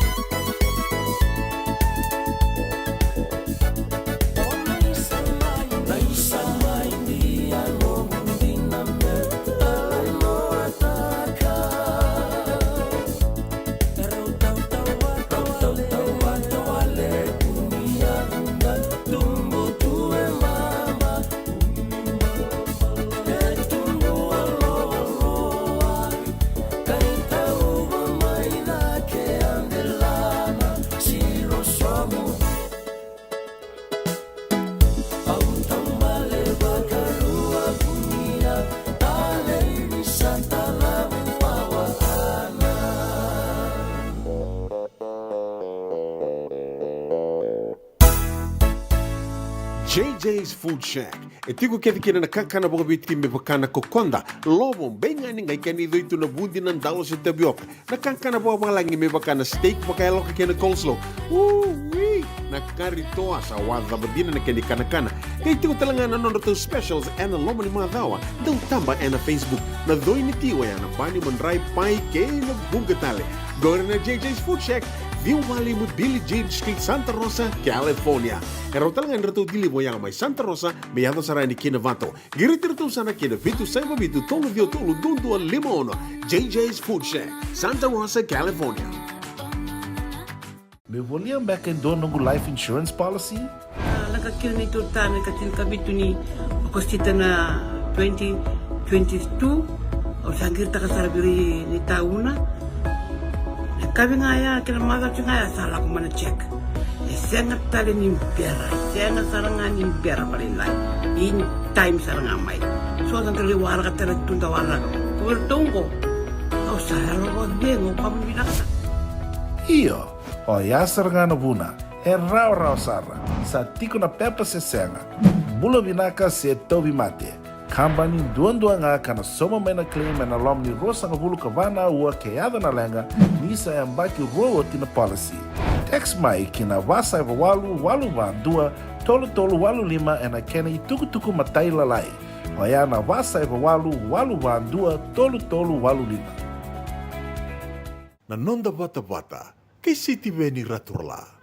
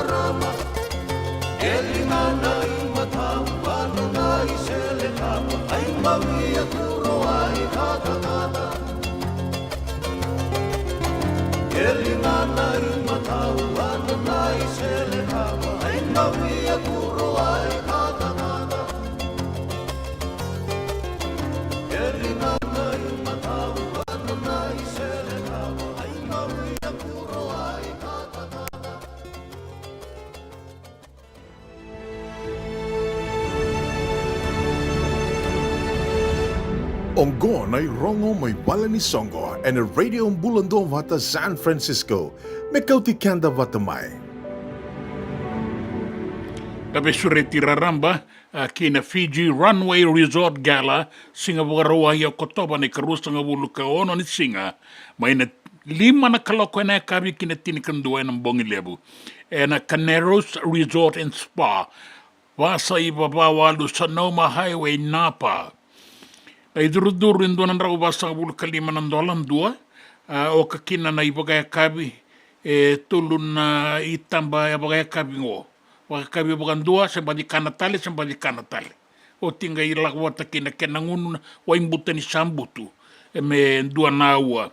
E na bagay dori talitunga kina na soli buki kina bagareita kitsulu na bagay tabi talitunga kina prima na via bata ke rato una vei toko ni na wasa ni tandra ke lolani boutique na vei toko ni talinga kina rongo le ni viti na isulu oni kilanga na isulu ngani tana songo ya na vei toko ni kina na Fiji na tourism Fiji bata ke radio mbulan dua bata na kena tuku tale so oni na vei tarataramba na vitu saiva vitu viwa walundua tolu rua vitu se oni na raida na website na www.fijirunway.com ngore na irongo mai na vale ni songo na nonda bata kay City Veni Raturla.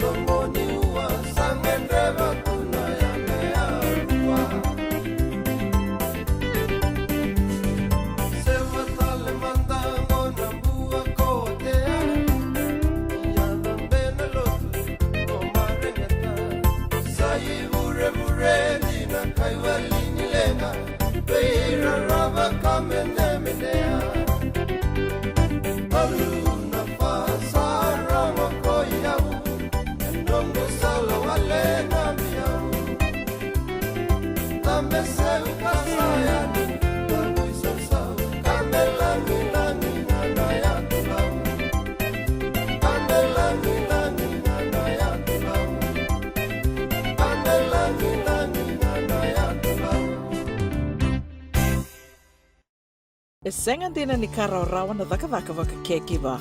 Ia endona ka enda wipu ke ka waka mamanta taka tuna bengaravi o ia ke tuna kenda tō kakana.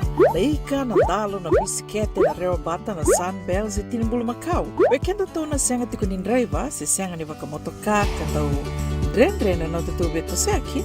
Erto satu waka rau na Divine Pacific Food Mart mai Sacramento merto talaveani na nung ni boli. Rawa sara. We tartarangayani na telefoni diwa 21 saibarua merto bakarotaka katalada mai na nung ni boli ena kenangona totolo tuatua. Divine Pacific Food Mart, Viturua Viwawalu Franklin Boulevard, Sacramento, California. Namba di telefoni viwan bunga ono tolu vadima ono saivarua. Erto ngarap talangan kena lewak semburi ani nanomu yaya. Maina nondor stoa kena nomu mate di katumba. Dendram beka nangola ni kibal ni lo tero pugo ni oso pakadadaka. Sendra kita beka na tos nimbula. Kuo ni lenga sinu ingaw-gawa. Nana magi mai kena programu warotaki. Mai vera tau na New Methodist Christian Fellowship USA. Nongu chisu, nongu banoa. Rongo na bima manione na kabini bugo lulu bei kemendo e California. Bima mani dua na singilewu ni lotu lewu bei kemendo e biti. And a radio bulando wata San Francisco. Me kauti kanta wata mai.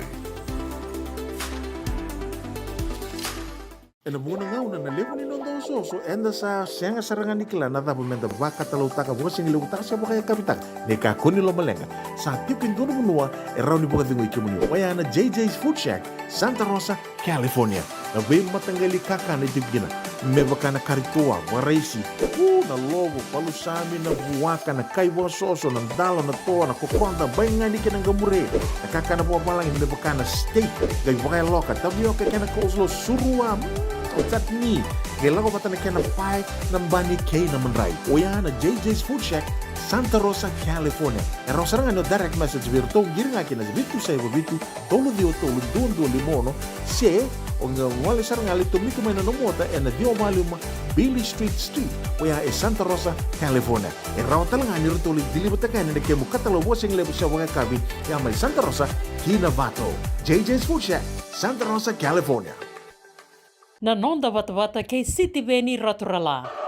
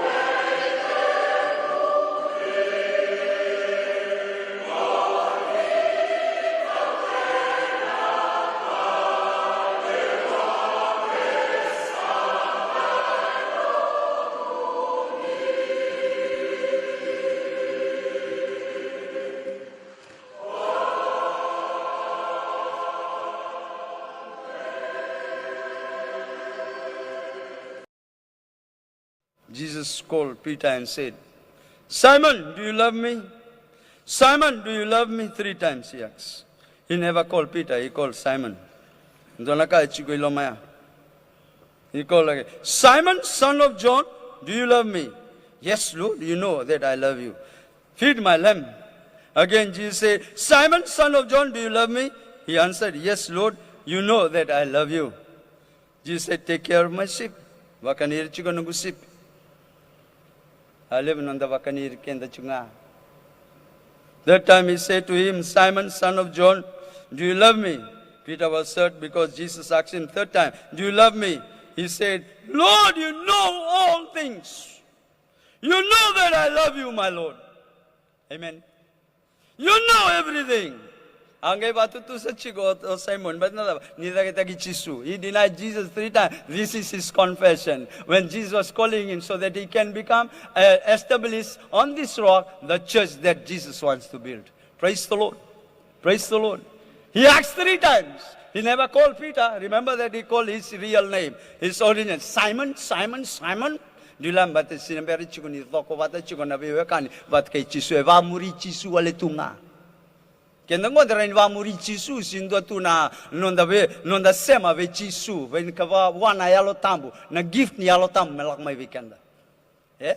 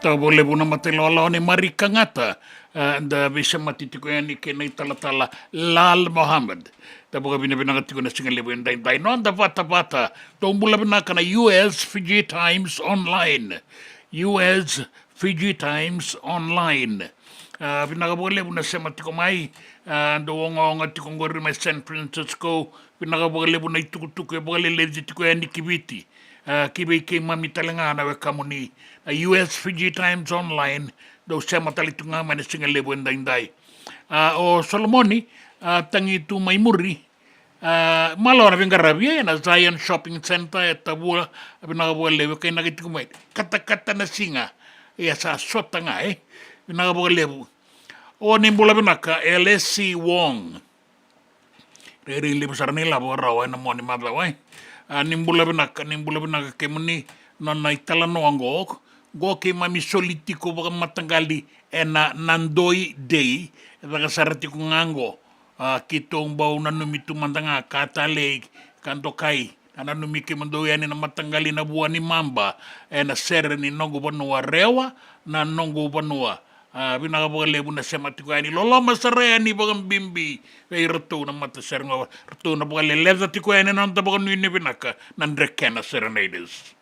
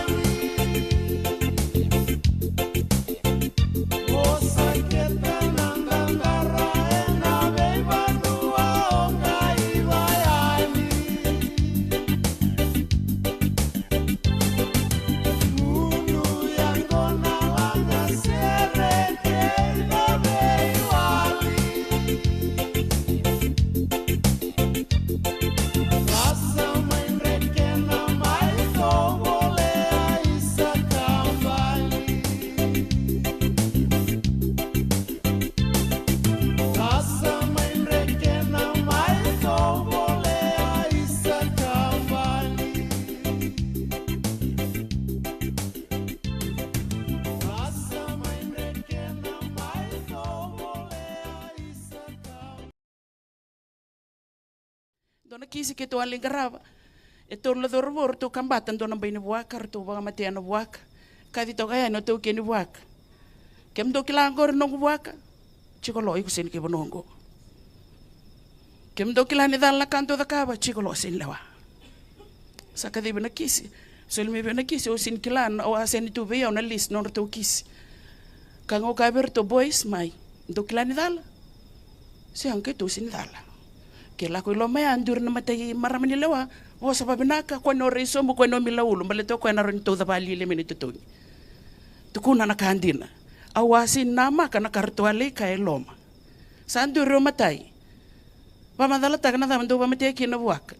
Eu na luben tui. Nongu tutu na tui ni bonongo. Au le wana buaka au le wai kwea. O kwea sini kai bonongo kwe ba wa chinga miki. La kona kena karua.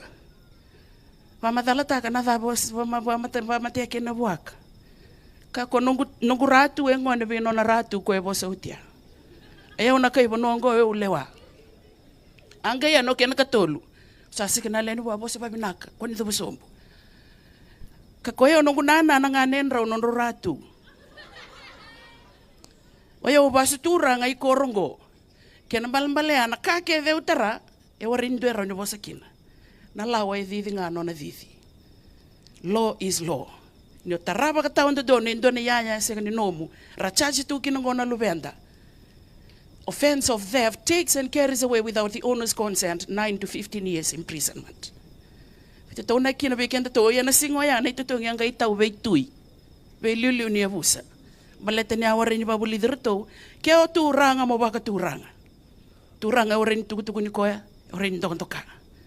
Turanga marro na tamata bulangi e marro na yau ni banua.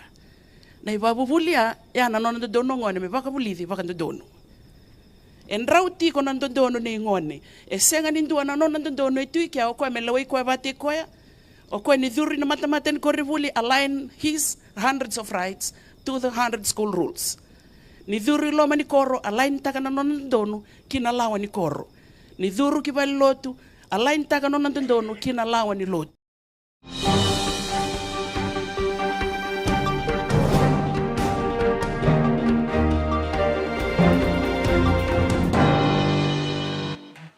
Era warita kana leo ni sokosongo ni tamata takazaka na University ni Debani Pasifika. Era na senga ni suka. Me adoba ni saya dona lomandra me sa biuboga tiki-tiki.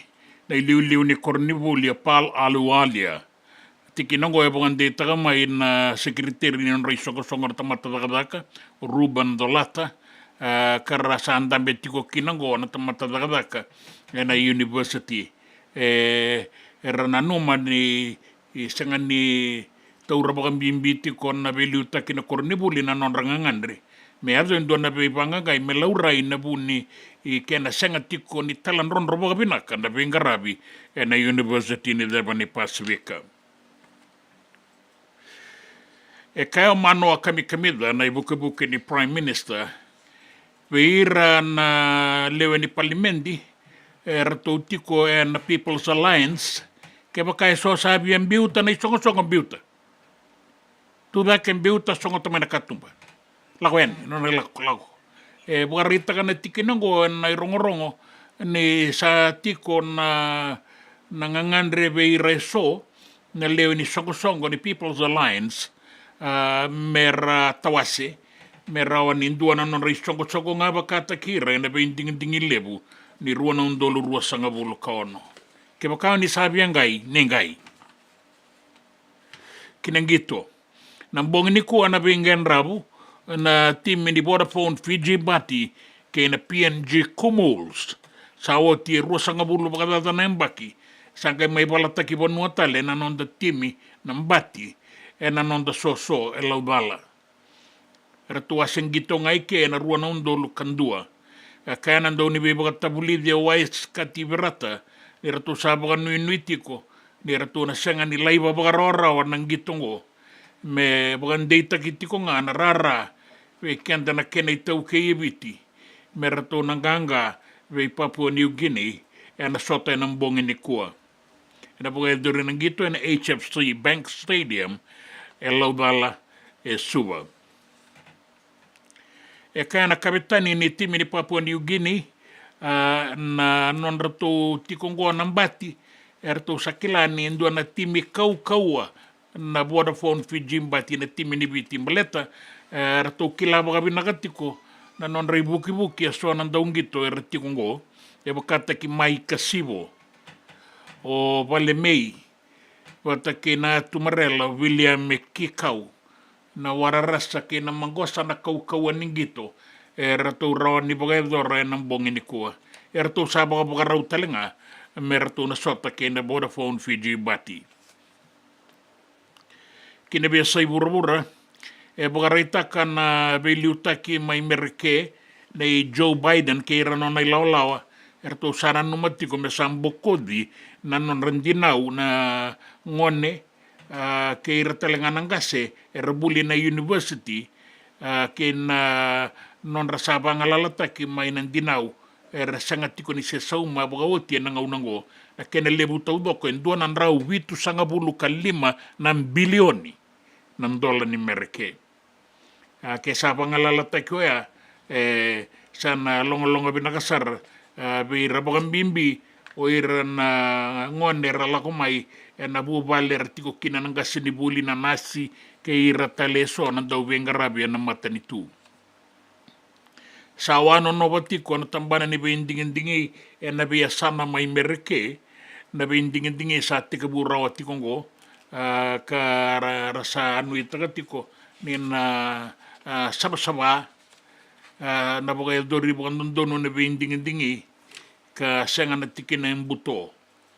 Wakang bimbiyan na biyasana ka bakadladan yan na dangilambay rua ka lambay na bulanggo may merke Hurricane Helene wata kay na Hurricane Milton wawasibi and kay North Carolina na bebonweso en ambarabi kay Florida ka se semberni se sama kisara boga binaka nangaunang ko meron di boga rorota kana non rabito so kina leo ni bonua kina bindingin-dingi nanraki suwa kotongo na non dabonua ibang data kitale nin toka nga na non dabia tu anu eviti taung bisara nauda kasolitiko eni na iboga ro ni uda ke na dangi kau-kaua na deba ni bia tu anu ke na barabi bitilebu barabi ke nanronga me tekabu mai nabua mai kandabu na anu moala na deba ke lau ke ono ilau solitiko eni kina na iboga ro ni dangi kau-kaua ngo na numeni na deba saratiko na basanga bulu kalima na nota na kau-kaua ni dangi tekabu saratiko ngaungori mai watu karasa ngole beke ni kinatandola enda be anu sa dabudi tiko eni ngore kandabu ombenga o yanuda na ya tulau ena deba ke moala endua na ua ni nraki suasua kotongo ena non tapanua toso saratiko baka malua sa sunratiko eni kina tokalau ke biti alio tiko kina na tokalau deba ke na bua ira we buki kina matanidangi kasaku neti kongo endo na ibu kata kile-kile ni nraki mamada bakaya wakina deba ni non tapanu eviti baka bu netiko na liwa ni rangi tokalau murietiko mai na kui embarabi en be bonu eso en anomi ni na toso dake kina na yala ni uolebu be sota ke na wai en ronro mai kui sombu mai en be uzi wai ni toka mai na ndombui mega isotaba na uolebu mai barabi en toso dake kina na yala ni wai embenga yanuda moala watulele tapi anu boleh kata o kino kandabu bora sara na wasa da sewa na be biau enan lo manita kali taum bisar na uda kau na kui kuru na bonua ena rani be anu kabakakin na ena deba ke bitilebu ena barabi mai nanronga me ado mai nabua ke na be anu sadabuti tikoeni ena deba ke bitilebu wili kino moala ke ono ilau ena taum bisar na uda sai kwengore na itukutuku ni nraki na itukutuku ena non tabanua na be sai bura ke ne ulutanga ni itukutuku ni gito Na nonda bata-bata, kay City Veni Raturla.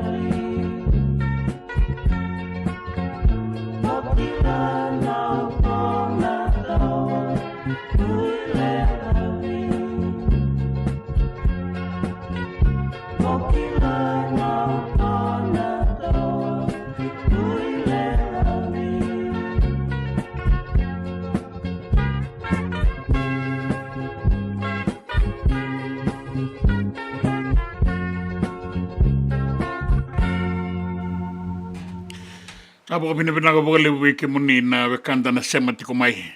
Totoka na non dabi wekani non dabi semati. Kena non da bata and radio bulan dua bata na singalewo inda ingo San Francisco e kauti kenda bata mai.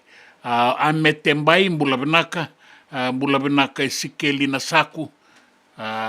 Yo sa de versar no muni bo madala. Ni tukuna tiko mai ni totoka na bo madala.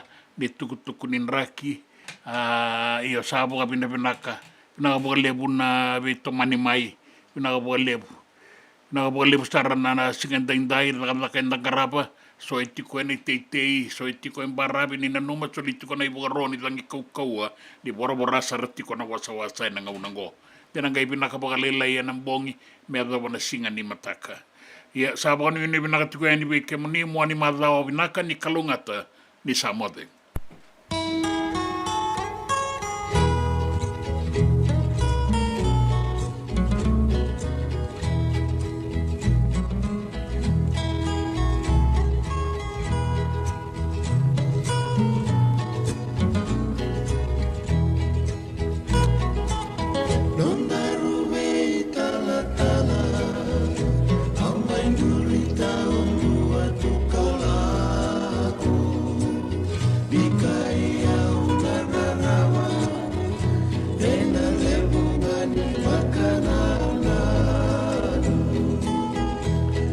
senga nikila senga una dava mea dona sota tale kona nei elo mangu kona numi no muvenga gani masu aukania tuna waini matau ebe singa keve niko yali Tena bakale munaya no Beura ivi kota lenda lopani Ena daka bakadama Itawasi kenda luna wasawasa Nae bola kena masu Bebakane ninondaru yalaya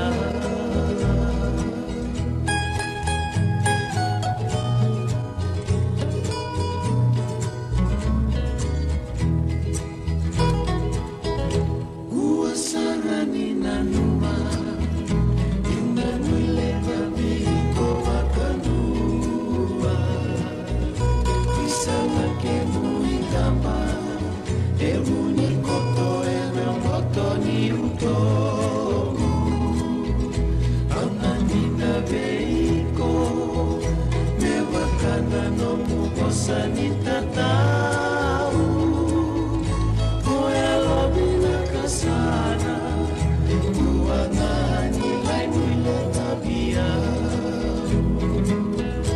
Aukania tunawaini matamu Ebe singa keve niko yami Rui matena bakale bunayalo Beura ivi kontale noloba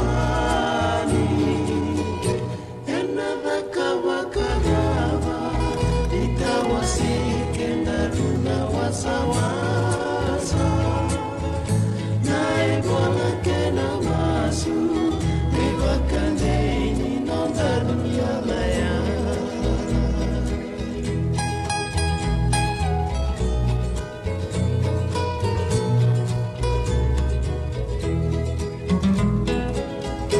Nona dawa sarambeka Satayalo Nabei kuneta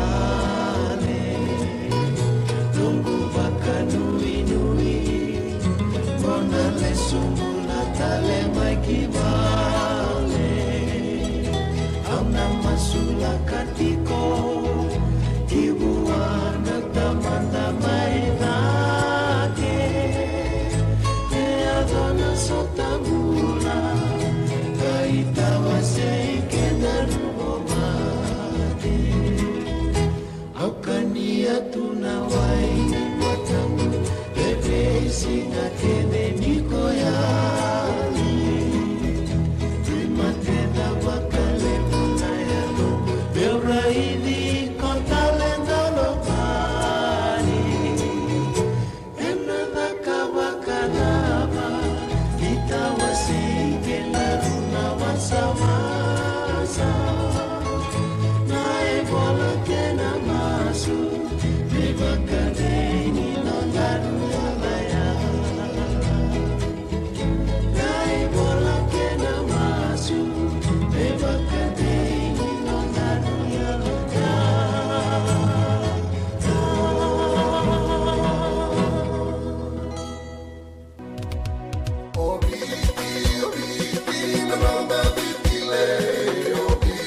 Nanda Vata Vata ki City Veni Raturala and Radio Mbulan Dua Vata, San Francisco. Me Kochi Kenda Vatabai.